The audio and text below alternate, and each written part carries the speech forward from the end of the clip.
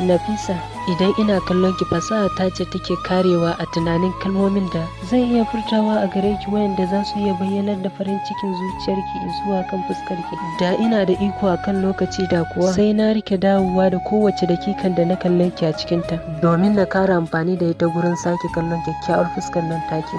Idan zan bayyana ma'anar farin ciki da wata kalmar, to kuwa ban san abin da ya kai ganin ki zamowa abin farin ciki a gare ni ba. Sau daya kawai idan na gane ki zuciyata cika take da farin cikin da ba zan iya misaltawa ba. Da ni Allah ya halitta a matsayin kofar gidanku, da kuwa na tabbata farin ciki ne zai yi sanadin rayuwata. Kasancewar a kullum sai na ga shigarki haka ma fitarki.